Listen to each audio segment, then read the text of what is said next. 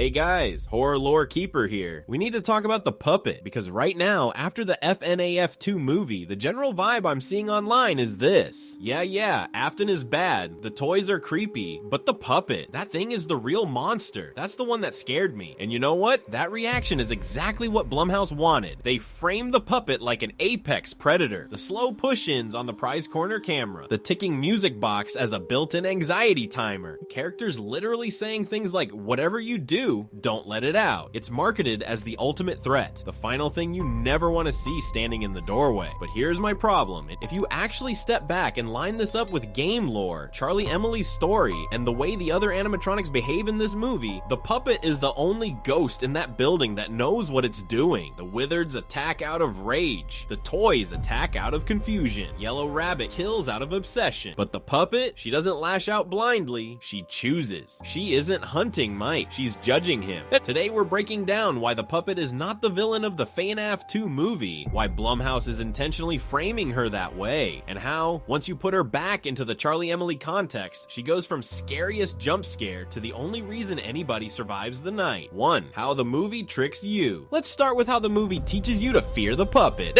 From the first time we see the prize corner, the film does 3 things. Camera language. Every time we cut to that corner, the camera slows down. Longer shots, tighter zooms, no dialogue, just the distant whir of the music box. Sound design. The track is diegetic and weaponized. That little lullaby from the games becomes a tension meter. Music box full equals you feel safe. Music box winding down equals instant dread. The movie trains you. Winding this box is survival. Character dialogue. Somebody, guard, investigator, Vanessa, whoever your version of the film uses, drops the rule. Don't let the box run out. If it stops, she comes out. Now add the imagery. Those glimpses of a long, thin hand behind the curtain. The sliver of a white mask in the darkness. The way the puppet's eyes don't glow like the others. They just stare. Everything about this is coded as monster, but that's surface level horror language. It tells us how to feel, not what is actually happening. To see what's really going on, we have to ask a simple question. If the puppet is the villain, why doesn't she behave like one? 2. Compare the killers. Withereds versus toys versus puppet. Let's line up the 3 main categories of animatronics in the movie. The Withered Animatronics, the old rage. The Withereds, your broken Freddy, Bonnie, Chica, Foxy, are the original missing children incident kids. In the film, they move erratically, aggressively, almost animalistic. They slam on doors. They go for the throat the second they see a live human. They are pure fight or flight with no off switch, no nuance. Makes sense. These are kids whose whole existence is hurt. They're not thinking, they're reacting. The toy animatronics, the confused graves. The toys are the new safety line. From the marketing's perspective, facial recognition, criminal database. Here to protect your children. But as we talked about in the last video, underneath all that tech, they're the victims of the dead children incident. A second wave of murdered kids crammed into shiny casings and then slapped with an AI label. In the movie, they recognize faces wrong, misidentify threats, attack innocent people because their internal logic is completely scrambled by agony plus programming. They feel robotic because their agency is broken. They're puppets in a different sense, pulled between code, Afton's influence, and their own trapped souls. And then there's the puppet. Now look at the puppet's behavior on screen. She doesn't roam like the others. She chooses moments. She doesn't immediately kill whoever sees her. She appears at key turning points, around Mike, around Vanessa, around the kids. Notice how often someone breaks a rule, someone lies, someone gets close to the Yellow Rabbit's secrets, and then the puppet shows up. That's not random. That's not AI glitch. That's intent, which brings us straight to her origin. 3. Remember who she is. Charlie Emily, the first victim. Let's bring in the game timeline for a second. In the games, the puppet is Charlie Emily, daughter of Henry Emily, Afton's partner, lured outside the restaurant, locked out, alone in the rain, killed by the man in the yellow suit, and left to die outside the safety of the building she should have been protected by. Her death is different from the others. No party, no cake, no crowd of friends, just cold isolation and abandonment. Her spirit doesn't move into a classic Freddy suit. She becomes something else entirely. The puppet. And what does the puppet do in the game minigames? She finds the dead children. She gives them gifts. She gives them life. She is the protector, the one who refuses to let anyone die forgotten like she did. So if the movie is bringing in Charlie, and they are, between the little girl got murdered here line and the striped girl imagery, then they are also bringing in this role. The puppet is not just another ghost. She is the guardian of every other ghost in the building. You don't make that character your actual villain without breaking the entire emotional spine of the lore, so Blumhouse doesn't. Instead, they do something more interesting. They frame her like a villain, while quietly letting her stay a protector. 4. Agency versus control. Why the puppet is different. Here's the key concept that unlocks the whole movie. The puppet is the only entity in that building not under somebody else's control. The Withereds are chained to their trauma. The toys are chained to their programming. Spring Bonnie / Yellow Rabbit is chained to Afton's obsession. The puppet, though, no security protocols, no performance routines, no kid-friendly voice lines. She is soul first, machine second. That means when she approaches Mike, it's not because some AI flagged him. When she targets Vanessa, it's not because a camera sees intruder. When she goes straight for the prize corner door or the music box, she isn't malfunctioning. She is making choices. And the movie actually tells you this if you pay attention. There are moments where the puppet could kill and doesn't. There are characters she seems to terrify, but never actually touches. There are times the music box runs out, but the result isn't an instant jump scare. It's a confrontation. That fits perfectly with what Charlie would be doing, given everything she's been through. She is not trying to add more victims. She's trying to decide who deserves to walk out alive. 5. She isn't hunting Mike. She's judging him. This is where Mike Schmidt becomes really important. In the first movie, his entire arc is built on guilt over Garrett's abduction. He doesn't remember Afton's face clearly. He keeps trying to fix the past through dreams. By the time we hit FNAF 2, Mike is someone who has literally worked for Fazbear. Someone who has been physically present in their cover-ups. Someone who has already tried and failed to protect children. From Charlie's perspective, Mike is a walking question. Are you part of the problem?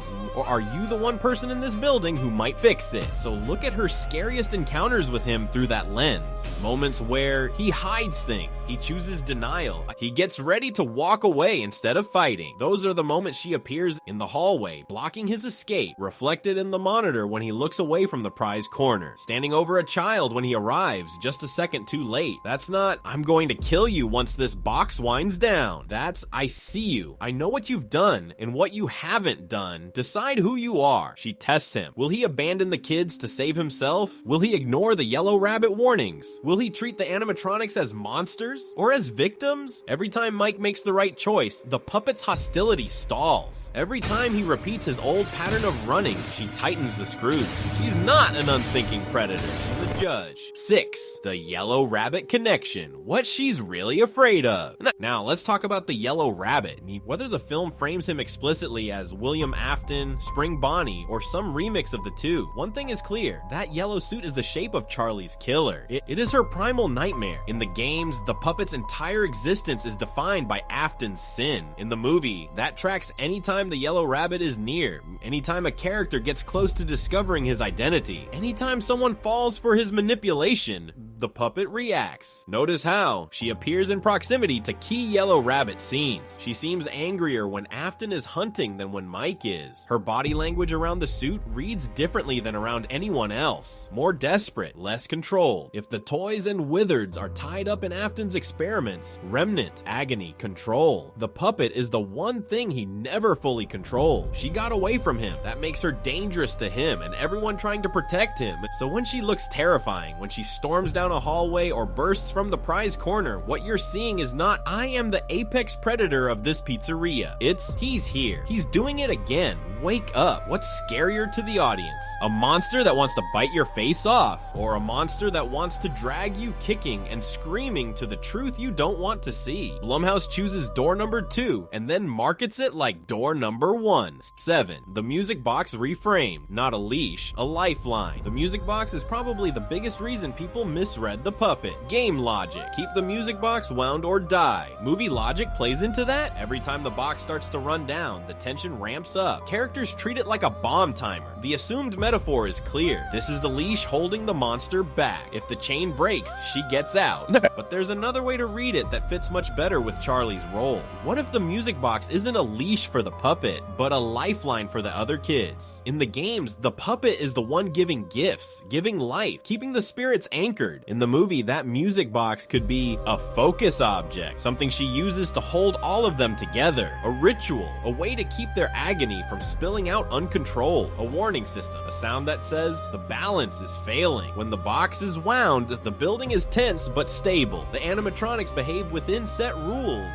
When the box is empty, you're not just letting the puppet out, you're letting everything she's been holding back burst. That's why the worst things in the movie tend to align with the box failing. Fights escalate, hallucinations spike, Yellow Rabbit's influence feels stronger. Blumhouse is using the box like a horror mechanic, sure, but under the hood, it's still doing what it did in the games. It marks the point where Charlie can't protect everybody anymore. 8. Why she's the reason anyone survives. Okay, so let's recap what the puppet actually does across the story once you strip the scary framing away. She responds to injustice, not just motion. She reacts specifically to the Yellow Rabbit's presence and lies. She forces Mike, Vanessa, the kids, whoever your version centers, to face truths they keep trying to avoid. She doesn't kill indiscriminately. Her attacks line up with failure, betrayal, or complicity. Now look at who's alive at the end of the movie. Ask yourself, how many times do the protagonists survive because they followed a warning that looked scary in the moment? How many times are they in the right place at the right time to see Afton's true nature? How many times do the animatronics pause, hesitate, or glitch just long enough for the humans to escape? You can hand wave that as plot armor if you want, or you can see it for what it is in the lore. The puppet doing what she always does. She is the one making sure the story gets to a point where the kids can be avenged. She is the one making sure this doesn't become just another disappeared security guard, another round of cover-up paperwork. She isn't the villain of FNAF 2. She is the conscience of the haunted pizzeria, and that conscience has a very good reason to look terrifying. To Fazbear, she's a threat. To Afton, she's an enemy. To anyone hiding the truth, she's a nightmare. But to the victims, she's the only one who ever showed up. 9. Wrap up to call to action. So next time you see a shot of the puppet gliding out of the prize corner, mask glowing in the dark, music box dead silent, ask yourself, is this scene trying to tell me she's a monster? Or is it trying to tell me I've misunderstood who the real monster is? Because when you line up Charlie Emily's backstory, the give gifts, give life / save them minigames, the Yellow Rabbit's pattern of murder, and the way each category of animatronic behaves in the film, you don't get puppet is final boss. You get puppet is prosecutor. Puppet is guardian. Puppet is the one ghost in this building still trying to do the right thing. Blumhouse wants the general audience to flinch when they hear the music box, but if you've been in the lore trenches, that melody should sound less like a jump scare timer and more like a warning siren. So what do you think? Is the puppet secretly the hero of the FNAF 2 movie? Did you read her as a villain the first time you watched? Or did you clock the misdirection right away? Drop your takes in the comments, especially your favorite puppet scenes and how you interpret them now that you're thinking in Charlie Emily Judge of Souls mode. If you enjoyed this breakdown, wind that like button, boop the subscribe, and ring the bell so the algorithm knows you're on Team Puppet and not Team Yellow Rabbit. Thanks for watching, and remember, the scariest thing in a haunted pizzeria might be the only thing trying to save you.